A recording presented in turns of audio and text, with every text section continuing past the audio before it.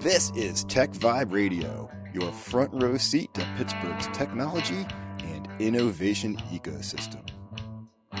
TechVibe is brought to you by Compunetics at Compunetics.com, Chorus Call at ChorusCall.com, Highmark at Highmark.com, Huntington Bank at Huntington.com, Kindling at thekindlingagency.com, PNC Bank at PNC.com, and Savier at Savier.com. Here are your hosts, Audrey Russo and Jonathan Kirsting of the Pittsburgh Technology Council, coming at you from the Huntington Bank studios. Good morning. Welcome to TechVibe Radio. I'm Jonathan Kirsting with the Pittsburgh Technology Council, and I'm assuring everyone listening today that you are in for a treat because I have one of Pittsburgh's, I think, most illustrious tech entrepreneurs, one of our forefathers, actually, when it comes to Pittsburgh's technology sector. Talking to Chris Allison today. Most people know him as the CEO at Tollgrade, and he actually just wrote a book. It is called Hit It, a tech startup story and 7 rules for entrepreneurs. And Chris, welcome to the show today. Your book is so awesome. It brings back memories for me going way back into the 90s of Pittsburgh's tech sector. And I think it's just such a cool inspiration for anyone out there, I think, building any kind of a company, especially a tech company, to really get some good advice, for lack of a better term, on how to keep their companies running, because you are in the trenches, man. That's all I can say. Well, thanks, Jonathan. I really appreciate you having me on. First off, I can't believe it's 2025 already. I don't know where the year went, but I think as people start off their 2025 and they're building their company, I think it's a good idea to read something and get yourself inspired, get yourself some mojo going for the coming year. And I think your book is just the thing to do that. But before we get into that, I want people to know your cred, your street cred out there, because I think I look at Tollgrade and I think of one of these companies that, I think what you guys started with $6 million of investment, and you grew that sucker to a $2 billion market cap when you guys IPO'd. That's pretty amazing stuff. And that's something that I think as someone who was, a part of a founding team of a company, I'd be pretty excited about. So tell me about yourself and Tollgrade so our listeners just know who Chris Allison is. Well, I mean, it's just a demonstration that even a blind squirrel can find a new once in a while. I mean, we started back in the 80s, and as we talk about a great time to start companies, you have to look where there's a lot of change. And, we were kind of at the growth of the deregulation of the telecommunications industry, and they were gearing up for the internet. And, we built the company around a member of the greatest generation. He was a guy named Rocky Flaminio, and he served in World War II. He was on Iwo Jima, he was a Marine. I mean, Rocky used to joke, he was a forward observer. They'd drop him behind enemy lines. He would radio in all their positions, and then he would say we'd run like hell because they were going to start bombing it. And then he was he built the distant early warning system as part of the Strategic Air Command. He was in Vietnam. He was in Korea. And Rocky was a super idea guy, and my dad, when he started the company, we were originally going to repair broken telecommunications equipment that the regional bells would use because there were companies that did that. And Rocky said to my dad, he says, look, I have plenty of ideas of problems that needed to be fixed. Let's start a company and we'll develop new technologies. So we recruited some pretty seasoned engineers, with the thing that we didn't do. We didn't want to recruit a lot of people from the telecommunications space because we didn't want them polluted by conventional wisdom. We wanted out of the box thinkers. And, it's when the tech era was starting to really grow here in Pittsburgh. Exactly, right. If you kind of look at how Silicon Valley started, Robert Noyce and 7 other engineers, Shockley Semiconductor called them the Traitorous 8 because they left as a group because they wanted to work together. They went to Fairchild Camera and they said, look, I have these group of really smart people, invest in us and we'll develop new technologies. Well, that was the beginning of the space race. So Fairchild Semiconductor became one of the biggest companies. And what happened was the middle managers there, they saw, hey, you can make some money starting companies. So they spun off. They were in Northern California near Stanford, and they were called Fairchild, and that's what became Silicon Valley. Well, if you kind of look at that, we had a little version of that here because, great technology companies, and there was this company called Four Systems that started back then. Remember And those then, guys well? Absolutely. yeah. And then companies started off of that. And I would make an argument that the best entrepreneur in this region is Ron Bianchini, who started both. He was at Ford, Spinnaker, Avere, worked with the Innovation Works. I mean, just great guy. But there were a lot of companies that spun off the big Fortune 500 here. And so what we did was we recruited a lot of the engineers from there. Like Don Jones was a big entrepreneur, and Giorgio Corlupi, and Dr. C, man, you can't forget Dr. C. Absolutely. Sure. And Sunil Wadhwani, who started Mastech, which became iGet. I mean, there's some really great entrepreneurs. So we were able to recruit engineers here. And then because we didn't want them constricted, we didn't want them thinking, within the constraints of Bell Labs, which is probably arguably the greatest research institution, but we wanted them to think outside the box. And that's what, but our first two products were failures. I mean, in one situation, we did a Me Too product of a Bell Labs product and put some more bells and whistles on it. Our competitor price dumped, and we had another one, their cost of goods sold came out too high. So, we had to price it too high, but we stumbled upon this problem that the telephone company would send a dispatch on 5% of their lines every month, and half of them were false. It's because somebody had a phone off the hook in the bedroom. And we thought if we can eliminate those, we can have a business case. But if you look at, in the case of Bell Atlantic, for example, they had 40 million access lines out there. The math was pretty compelling. You've got 40 million access lines out there, 2.5% of 40 million at $300 a dispatch. We could go into the telco and say, hey, you know what? We can eliminate this. We can get rid of every one of these things with this technology. So we had a great business case. And, we built the company on dispatch prevention. And the sales cycle for anytime you sell enterprise technology, it's a really long sales cycle. And probably the best book about selling enterprise technology is Crossing the Chasm. And it's just amazing how you do that. But I mean, it's a long 18-month process. But once you get through that and they get the spigot rolling, it doesn't shut off. Exactly. Once you get it going, it keeps on rolling. Well, because they do all this stuff on an automated basis. Like, when you buy a cell phone service, you buy new internet service, and back then, landline, and they were introducing fiber. It's really on autopilot. They've got their system so well. There was an intense devotion to quality of phone service, because the utility commissions really held their feet to the fire in terms of service quality, making sure that your customers. Right. And we shot trouble on voice lines. Well, voice lines back then were considered lifeline service, meaning that you had to be able to call a fire department, the police department, or an ambulance. They considered it a lifeline, so that you need to have those things running. And then at the same time, they started thinking about how they're going to push data over copper lines, DSL. So we developed a test device that could test DSL, which is kind of old technology. But the one thing that's kind of interesting is people talk about AI. We were using artificial intelligence on our product in the late 90s. It's called neural network technology, where our devices actually learn the more you use them. We were using it back then, but it was all Pittsburgh people. It was all Pittsburgh engineers. Yeah. Like I said, and Tollgrade was one of these iconic Pittsburgh tech companies, which I was so excited. I didn't learn that it was your dad that started it. You recruited you as you were working at Ketchum Public Relations to be the I was guy. And then you became CEO, and you learned so much along the way. And in your book, I'll mention it, of course, one more time before we go to break, is Hit It, a tech startup story and 7 rules for entrepreneurs. In this book, you just go through the story of how you grew this company, how sometimes you didn't even know what's going on, but you're just kind of rolling with it. And you're just so candid in the book. And I think that as someone who's out there building a company, they can just really grasp onto this and get some mantra from you there.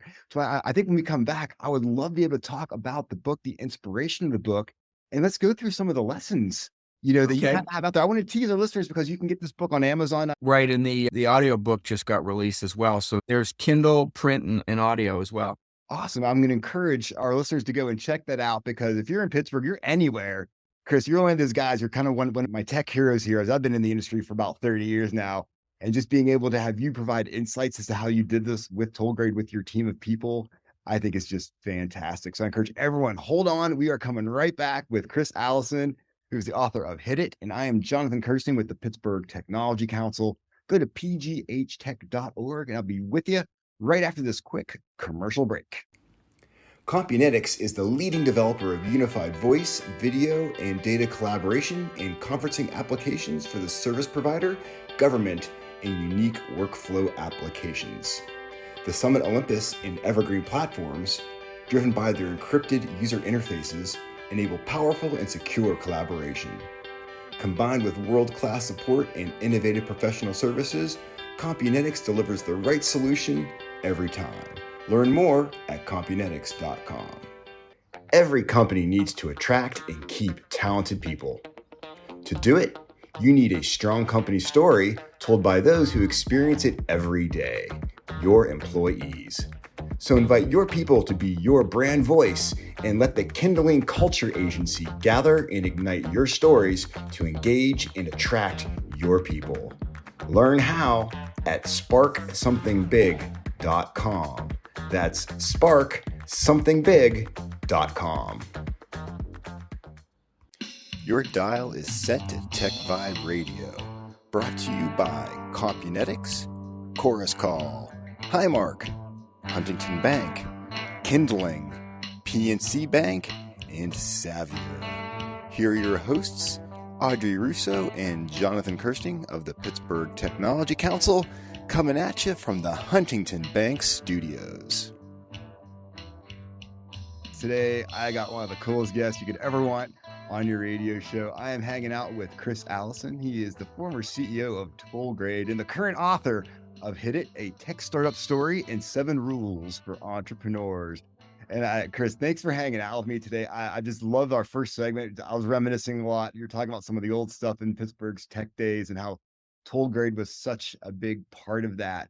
And I keep thinking about the fact that you wrote a book about it's such a great story. I mean, it really centers on you and your dad who founded the company and then brought you. And I think probably as his first employee, he gave you a nice $3,000 a year pay raise or something like that to be his communications guy.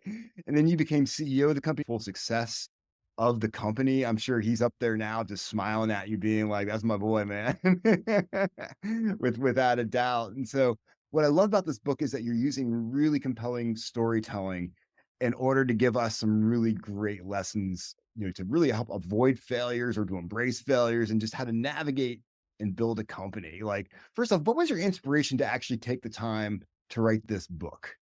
Well, it's funny that to tell you who inspired me, he's a real hero of mine, as you probably picked up in the book. It's Arnold Schwarzenegger. Okay. Because he's that's why I'm such a pro-immigration guy, because he was an immigrant that came from Austria. He had a lifelong pathway to going from bodybuilding to film, and then he ended up being a very successful 2-term governor of the state of California. He wrote this book called Be Useful, and it's how he's looking at his life right now. And his 7 rules for living, I was thinking I played basketball in high school. We played motion offense, which was, it's rules, it's not plays. And I think that if entrepreneurs follow some real common sense rules, successful, because, I think business schools teach entrepreneurship the wrong way. Is they teach people to come up with a killer app, load up on venture capital, get some revenue momentum, not necessarily be profitable, and flip it to a bigger company. Right. Which I think is the wrong way to do that. I think you have to build business for long term. Couldn't agree more. Too much of the fast flip these days. I love the idea of building something slowly and sustainably to create true wealth, generational for your employees, for everybody, and for the region in which your company's doing business in as well. Well, I mean, the way I used to look at it, we had 300 employees, but we also had 300 people in health insurance. Exactly. And that's kind of how we would look at things. But, I always try to approach things with a common sense aspect. And, first is, you've got to have some really pretty strong motivation to be a company. Like, losing your job is a lousy reason to start a company. Like, you have to have a compelling reason to start it, whether it's freedom, whether it's you want to right or wrong, whether you want to change the societal ill, whether you want to solve a specific problem. Maybe you want to work together with a group of individuals, but you have to be real common sense about it. I derive a lot of inspiration from the movie Field of Dreams, the line that everybody remembers in Field of Dreams is build it and they will come. Well, in my view, that's a bad version of entrepreneurship. You have to ease somebody's pain. Richard Branson said that he invests in companies, the great founder of Virgin. He said, I invest in companies that make people's lives easier. Find a problem that's relevant, that people care about, solve it, make sure it's in a big market so that there's a lot of room for everybody, and exercise basic common sense. When my dad called me and he said, look, my health isn't good. My other company's having problems. You have to run the company. And he hung up. 5 minutes later, the lead investor called me up. He says, look, I think you can do this. And he hangs up. So I said, okay, well, I went to Allegheny College, a liberal arts school. First thing I did is I went to the library and I started studying electronics, how to read financial statements, manufacturing. And you basically have to teach yourselves. And I just tried applying common sense. I think people get so caught up in the latest trendy, business model and or business approach rather than solve somebody's problem and bury them in customer service and make them feel like they're getting value from it, and be totally transparent with your employees and everybody. Like, this is what we're trying to get done here. We had a culture where I would tell people, I said, look, we can solve any problem that we have out there, but you got to tell me what they are.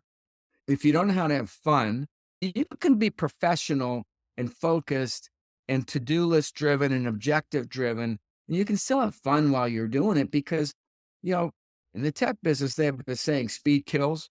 It's incredibly fast paced, but you have to have a really good reason for doing it. People don't work for money. They work for the experience. The two things I was most afraid of was A, the Dilbert cartoon starting to appear in the bulletin boards, and B, that people said they were on the mushroom program, which is kept in the dark and fed manure. Exactly right. We were totally transparent with people, totally open, and it was a positive environment. One of the greatest CEOs out there is a guy named Jim Lycan, who took over Restauronics way before Phillips bought him and had these issues. And Jim's an amazing guy without yeah. doubt. And another one of my tech heroes from the 90s. Yeah. Well, and I had heard a story that when he got named CEO of Restauronics, so they went into the board meeting, the board said, what's your strategy? And Jim said, look, I'm going to go out and talk to all of our customers. I'm going to ask them what they want. And I'm going to give it to them. And it was just, it's like, it's one of those great sublime lines. Isn't it amazing how sometimes things that are just so common sense are just completely just glossed over? Like, you would think, like, why wouldn't a normal human being just say that? But in this rush to get things done and being smart, quote unquote, that we're going to develop these great things, we forget to go to the customer and see what they want, right? You have to be super outward focused. You have to spend a lot of time. I spent 3 days a week on the road with customers, when I wasn't with shareholders after we went public, and I wasn't out there selling product. I wasn't there listening because, they didn't actually know what they needed or what they wanted. So it was incumbent upon us to because it took us 18 months to develop a product, another 18 months to sell it. Well, I needed to know what the network was going to look like 3 years from now and what the problems were going to be, because, they abdicated product development to their vendors to tell them what they needed to do to deliver new services. And they relied a lot on the vendors. So it was, it's listening to your employees, it's listening to your investors, it's listening to your customers, and just exercise just basic common sense. Basic common sense. Yeah. That's kind of how we lived for 10 years. And it was rough, but we always had a good time and we always tried keeping it light. I'll tell you what, as I read the book, I feel like you're a chip off your dad's block without a doubt, because you bring some real smarts to it, some real common sense. I mean, you're funny. You admit that you had the education of someone who could thrive in the work world of the 12th century with your skill set. I think you go to prove that, like, you were able to really adapt and just be a smart human being and figure out how to get stuff done, which I absolutely loved. And I think it's such a good read. What liberal arts colleges teach is how to read stuff. Read and analyze. I do a lot of cooking around the house because my wife's a really good cook, but I just like doing it. And my mom used to say, hey man, if you can read, you can cook, right? If you can read, you can learn how to run a company, but you got to read. I love it. Great way to end this segment. Oh, I wish I had another 20 minutes to talk with you, Chris.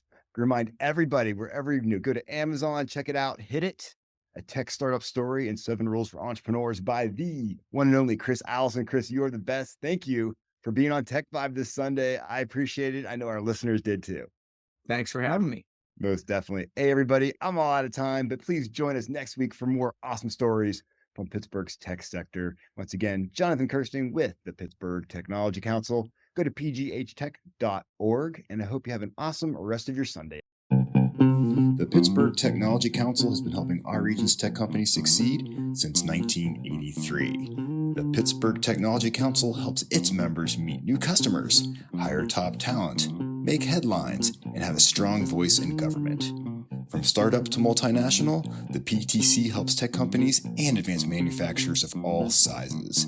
See how we can help your venture grow at pghtech.org. That's pghtech.org.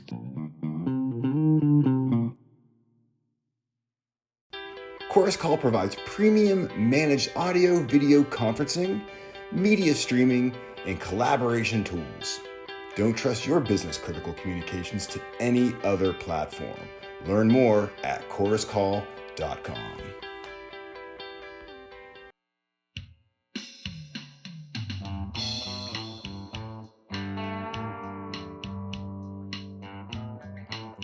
Thanks for geeking out with us on TechVibe Radio.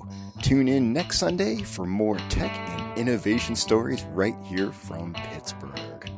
TechVibe is brought to you by Compunetics at compunetics.com, Chorus Call at choruscall.com, Highmark at highmark.com, Huntington Bank at huntington.com, Kindling at thekindlingagency.com, PNC Bank at pnc.com, and Savier at savier.com. And we're always coming at you from the Huntington Bank Studios.